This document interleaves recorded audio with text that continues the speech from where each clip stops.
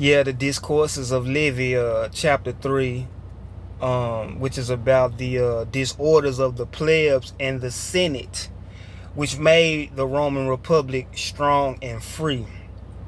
Now, he started it off on how people criticize the Roman Republic for being disorganized and disorderly, which I wasn't aware of. I had no clue that people do that. But anyway, he was speaking about how Rome, the fact that they had military prowess, they had a strong military, and they also had fortune. So money and muscle is what kept them from being inferior to other republics of their time frame.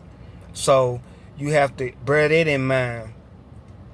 He also went on to say that good military forces have to have good institutions, and rarely is good fortune not left out. So it's usually military forces, institutions, and money.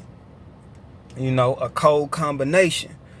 And he even went further in speaking on how in every republic is the aristocrats and it's the plebs. And if you not familiar with what those two are, an aristocrat is basically a person of high social status.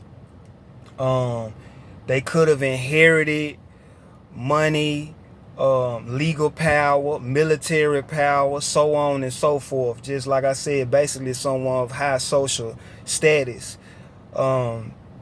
And the plebs are your everyday common man. And he was saying that all the laws enacted at the time came from conflicts between them for liberty. And what was interesting was he said that even though people, criticize them for being disorganized, they leave out the good effects that the disorders between them produced, because nobody was banished, meaning no one was driven out of their homeland, and also nobody was executed.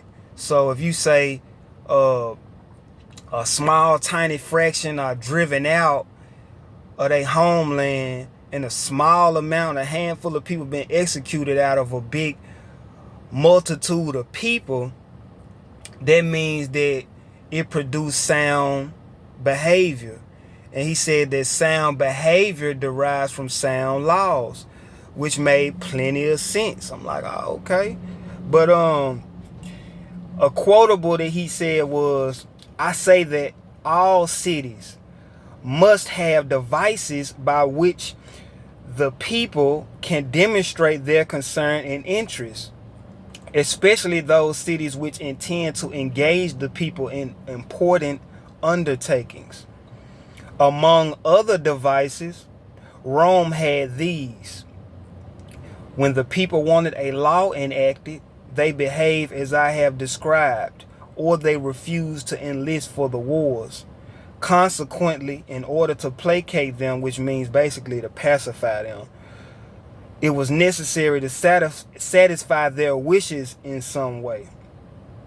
And the wishes of free people are seldom damaging to freedom, for they grow out of oppression or the fear of being oppressed.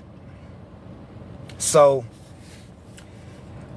you could take that and marinate on it, but that made a lot of sense to me.